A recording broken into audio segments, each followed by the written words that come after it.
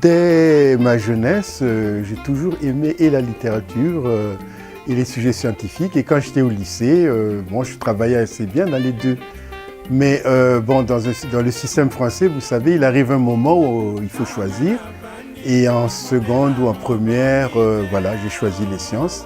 Et puis, mais j'ai continué à lire. Donc pour moi, ces deux activités sont complémentaires. Il y a autant de beauté dans la science que dans la poésie. C'est deux approches du monde, deux façons d'appréhender le monde, l'une de façon logique, rationnelle, et de l'autre de façon plus intuitive et plus globale.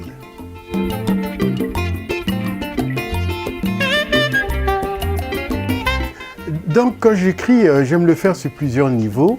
D'abord, j'aime mettre mes personnages dans un contexte soit historique ou dans les grands mouvements sociaux et voir comment ils réagissent.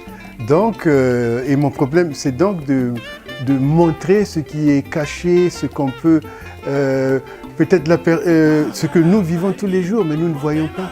Mais c'est l'œil de l'écrivain qui regarde ça et vous aide à vous découvrir vous-même. C'est pour ça que mes personnages ne sont pas unidimensionnels. Ils sont très complexes, ils peuvent être victimes et bourreaux en même temps. Et c'est ça qui fait l'intérêt de la création chez un écrivain. Montrer toutes ces faces multiples, dévoiler ce qui est caché.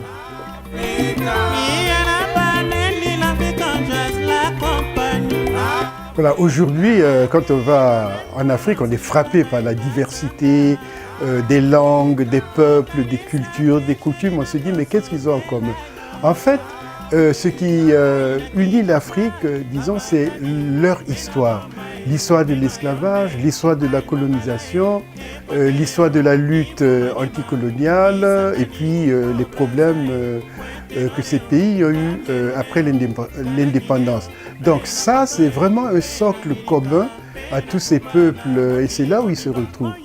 Et mon histoire, Le Feu des origines, justement, je voulais écrire une histoire de l'Afrique, une vision panoramique de cette histoire de l'Afrique qui commence un peu avant la colonisation et qui se termine un peu après les indépendances.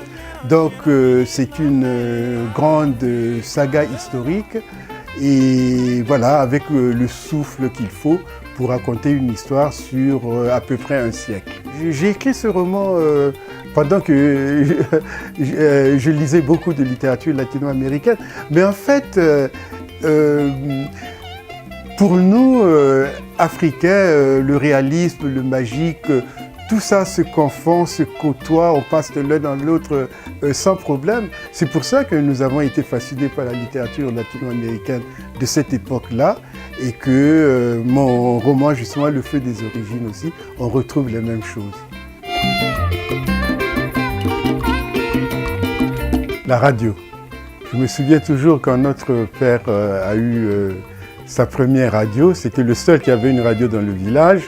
Dans le milieu des années 50, c'était vraiment un événement. Le soir, pratiquement tout le village était là pour écouter la radio. Nous, on était fascinés à cause de toutes ces langues étrangères, tous ces bruits, cette musique, etc. Et lui aussi, il en rajoutait parce qu'il en faisait quelque chose de mystérieux. Le fleuve Congo, ce grand fleuve, l'un des plus grands du monde d'ailleurs. Je m'y sens toujours bien quand je suis fatigué ou quand j'écris et plus rien ne vient. Je vais au bord de ce fleuve, je le regarde, ça me calme, ça m'inspire. C'est vraiment une partie du moi, le fleuve Congo. Le jour de l'indépendance, le 15 août 1960, c'était extraordinaire de voir ce nouveau drapeau monter, toutes ces populations crier de joie, danser, boire, sauter et voir le drapeau français qui était descendu de son mât. C'est irrésistible et c'est un souvenir que je n'oublierai jamais. Patrice Lumumba, Voilà encore cet homme. Quand j'étais au lycée, quand j'ai écouté son discours le jour de l'indépendance, quand il a tenu tête au roi des Belges, au roi Baudouin, et nous on était émerveillés parce que nous de l'autre côté du fleuve, on était là, merci la France, merci le général de Gaulle. Tandis que Lumumba se dresse et dit en face des Belges, voilà comment vous nous avez traités. C'était vraiment fascinant. 100 ans de solitude de Gabriel García Márquez, c'est vraiment un livre qui m'a ébloui, époustouflé, qui m'a donné le sens de comment raconter une histoire. Et ce livre m'a beaucoup aidé dans ce que j'ai écrit après. Absolument, c'est À bout de souffle de Godard que j'ai vu quand j'étais jeune universitaire. C'était fascinant, cette liberté, cette façon de raconter une histoire, rien qu'avec une caméra et un film en noir et blanc. C'était vraiment quelque chose pour moi de merveilleux. Cet homme, pour moi, est un grand homme, voilà le mot, grand homme, non seulement pour l'Afrique, mais pour toute l'humanité. En tout cas, la leçon première qu'il a donnée, c'était pendant un moment où beaucoup de dirigeants africains s'accrochent au pouvoir, ils sont là 30, 40 ans.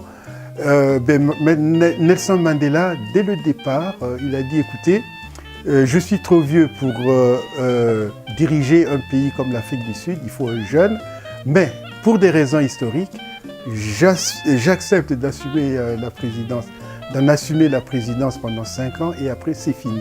Et c'est ce qu'il a fait. À la fin de son mandat, il est parti.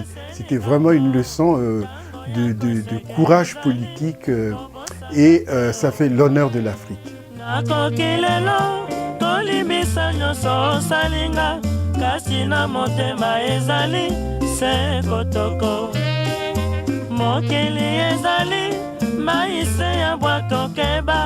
Biso bikongengeke na miso pauniteo